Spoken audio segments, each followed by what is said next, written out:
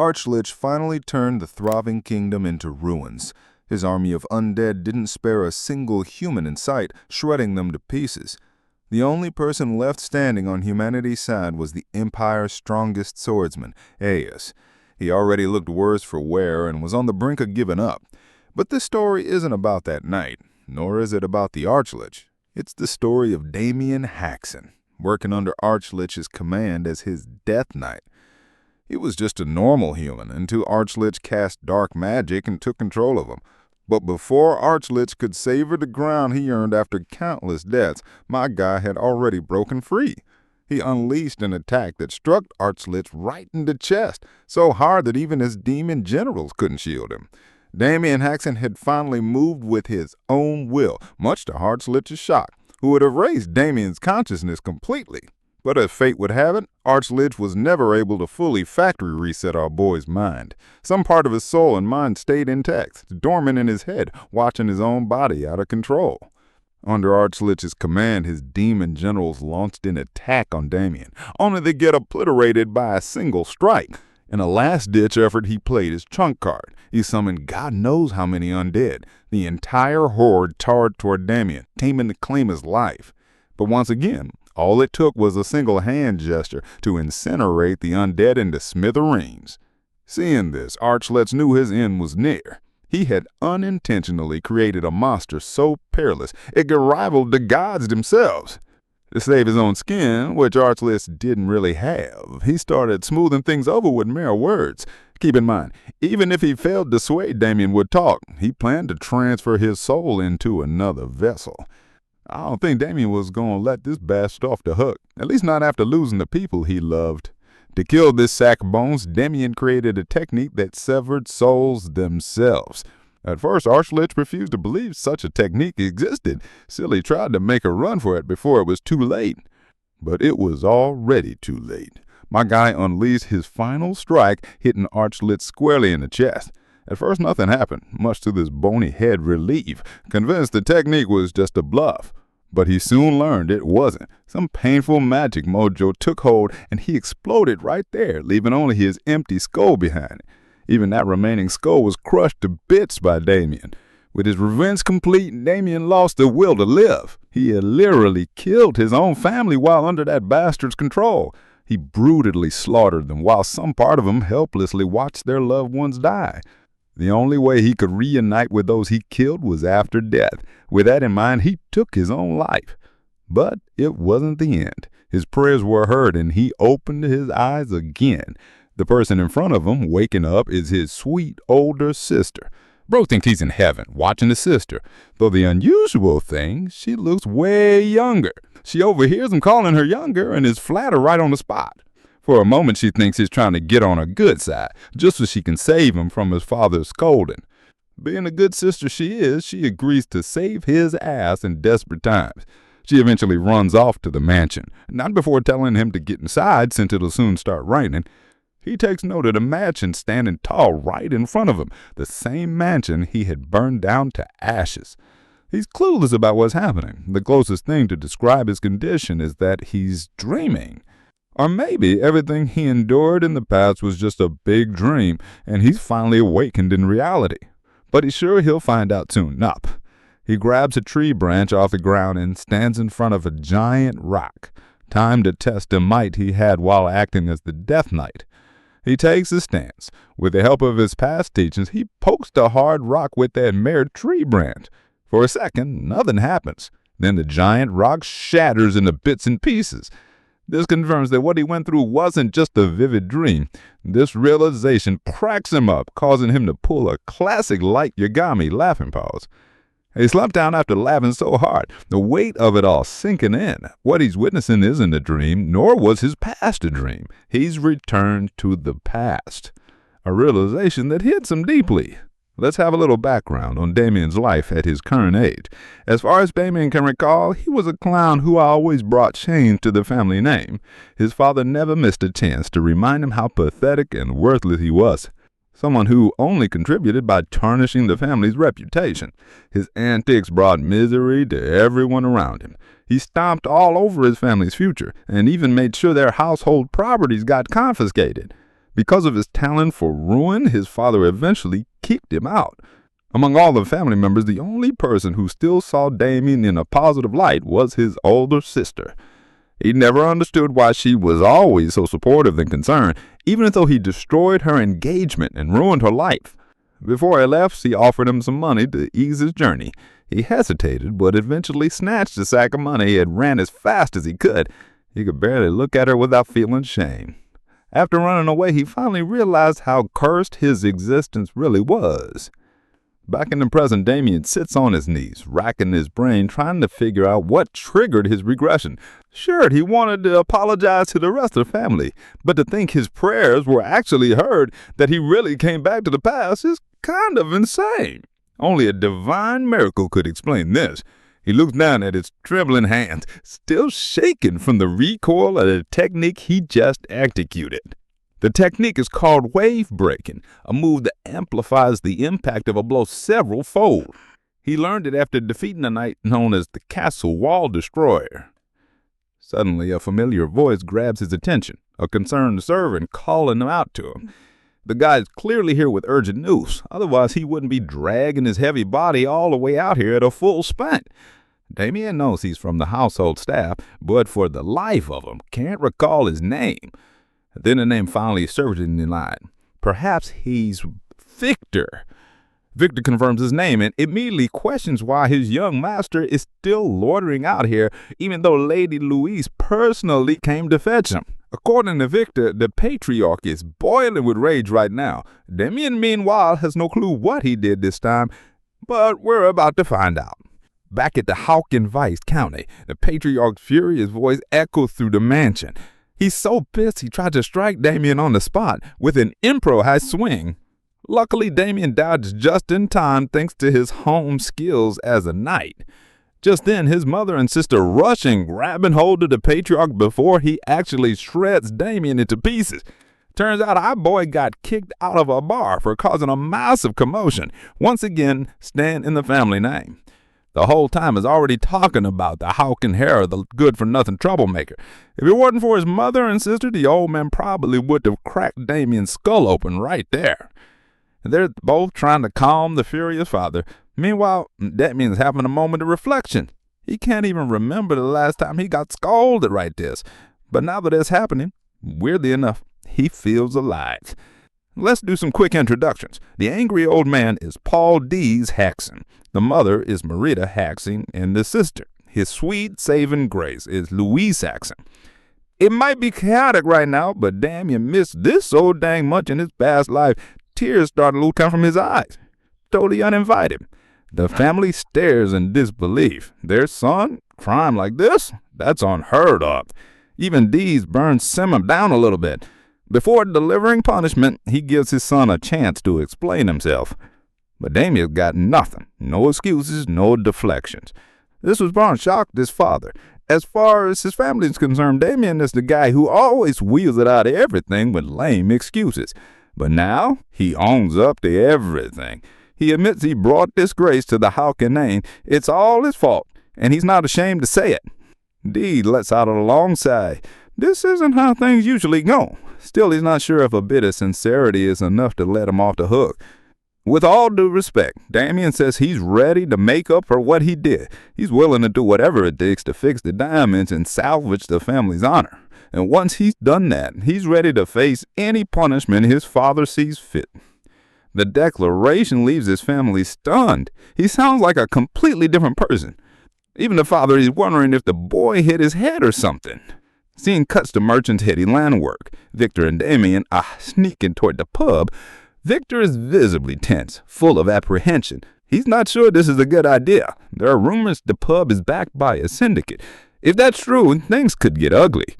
But Damian, once a fearless death knight, just walks past his servant. He tells him he can head back if he's that scared. Victor, loyal as ever, shakes his head. He is duty-bound and isn't about to leave his young master, especially not out of fear. Damian reassures him they're only here to talk to the pub owner and sincerely apologize for the mess he caused last time. He just wants to make things right. As he walked, he's hoping everything goes as smoothly as he'd pictured in his head. He doesn't know how or why he came back to the past, but if some god really gave him a second shot at life, he won't waste it. If he wants to break the curse of always ruining his family's future, he has to start taking bold steps. Once they stand in front of pub's gate, two thugs immediately take notice. They recognize his face and get cocky. Damian can't remember them clearly, it's been so long, but they do look familiar. Without getting aggressive, he keeps his tone calm. He lets them know he's only here to apologize for the chaos he caused last time. The two thugs freeze for a sec, unsure how to react. When his words sink in, they burst into laughter. To them, it's hilarious. The disgraceful heir suddenly acting polite and respectful. They've always seen him as the worthless son of a worthless house. But now, they're forced to admit he doesn't seem that bad. Damian just stands there, silent, listening to them yap. Then they take it too far. They bring up his sister and start saying vile, disgusting things about her. They're willing to accept his apology, but only if he introduces them to his sister. Creepy bastards. And just like that, it stops being about apologies. Damian swipes a dagger from one of them so fast that the guy doesn't even realize it's gone. Originally, he just wanted to say sorry and leave peacefully, but turns out he doesn't have that much patience after all. With a clean, precise swing, he severs one of their hands completely. The guy drops to his knees, screaming in agonizing pain. The other one immediately draws his sword, but he's visibly flinching. Damian's killing instinct kicks in. The dormant death knight inside him begins to surface. Victor, in the background, is absolutely losing his mind. He's crying out, dreading what's about to go down. The screams of the injured thug soon grab the attention of passersby. One guy gets curious about the fight, another decides to walk away before he gets caught up in it.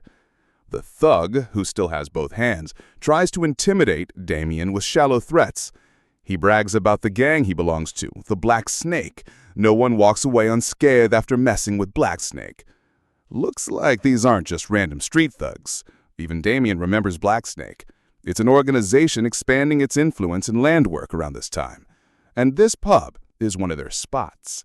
When Damian once complained about their overpriced food, all he got was a brutal beating. He was humiliated in front of everyone. Now he thinks about it. He's the one who actually deserves an apology, not the other way around. Back to the fight. The thug makes it clear that being a noble won't save him from what's coming. He lunges with his sword at full strength. Damian takes a step back, trips him, and lets the bastard eat dirt. Before the thug can finish coughing and get up, Damian is already on him with the dagger. He should be grateful he's only about to lose a leg. If it weren't for his family, Damian would wipe these guys off the face of the world. With that threat clear, Damian slices off the thug's leg. The guy doubles over in pain. More thugs show up, drawn by the screams. They look shaken, seeing the brutality that unfolded. Only one thug stands at the front, the rest hide behind him. He demands to know who Damian is and which gang he belongs to. Obviously, Damian denies any ties to any gang. As for why he's here, he just wants an apology. But after thinking it over, he figures he should be the one getting an apology instead. And he has a complaint for the pub owner. The sassy thug isn't willing to listen. All they want is his identity. Since he won't tell them, they threaten to make him speak. The leader orders his goons to charge. The brainless thugs rush at Damian, clueless about what's coming. Damian doesn't feel like wasting time on small fries. He takes a deep breath and zips past them with sonic speed. In a single dash, he slices off hands that were never meant to wield swords against him. 3 guys drop instantly. Damian is totally calm, while the leader's shocked. That quick dash took a bit of a toll on Damian's young, fragile body, but he's still strong enough to finish off the leader. He begs for mercy, offering an apology, but it's clear he's not getting any mercy, at least not before losing a leg. The scene shifts inside the pub, brimming with life, but the mood changes fast. Everyone notices the thug standing petrified near the entrance. The poor bastard couldn't outrun his doom. His body falls to one side. Damian stands there, all eyes on him. He wipes the blood off his cheek while customers scatter for their lives. Good thing that unnecessary nuisance left right away, leaving Damian alone to settle the score with the pub owner.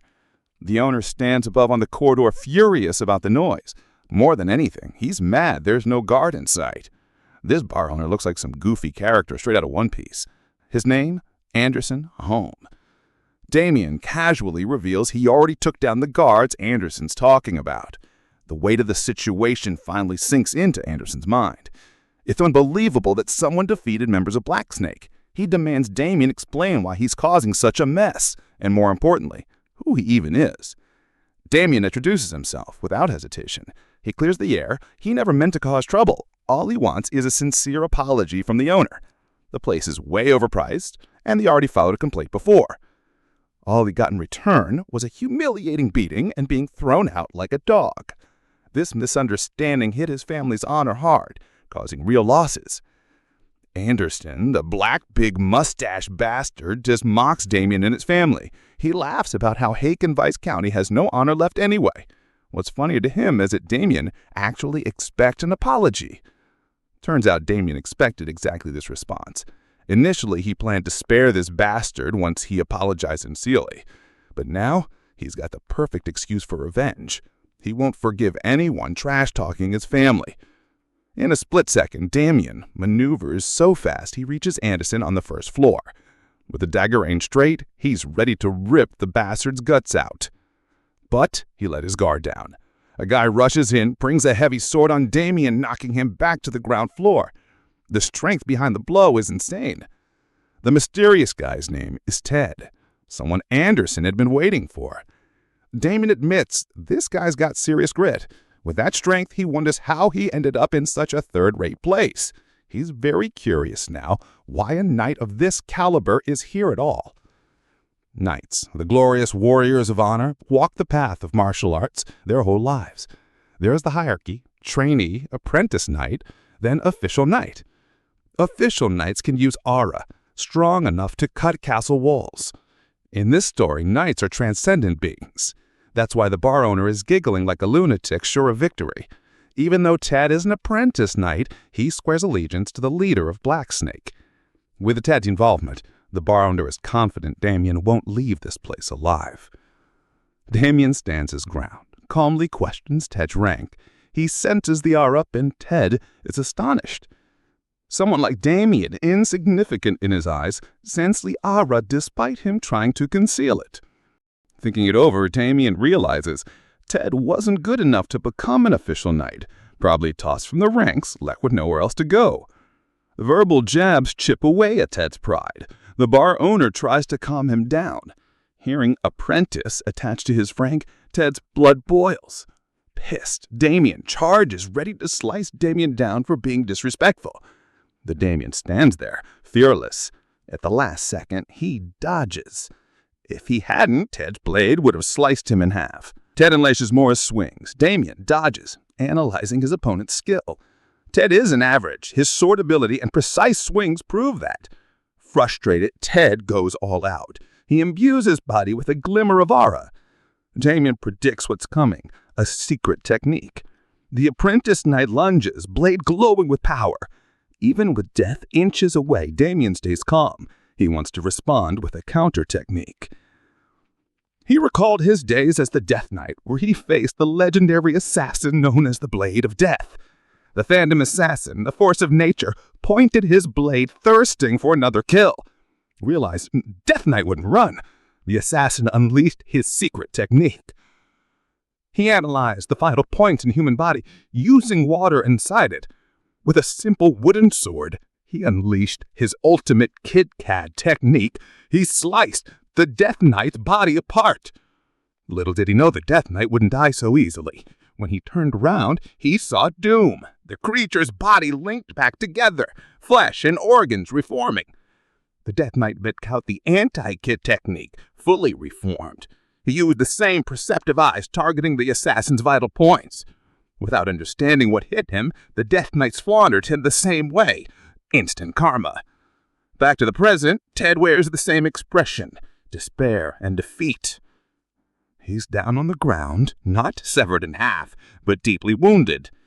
Damian stands tall, unstoppable. Hey, when you're just a spud and you're running the whole operation, they call me the Maestro. Capiche? Don't be a potato. Hit that subscribe button, paisan.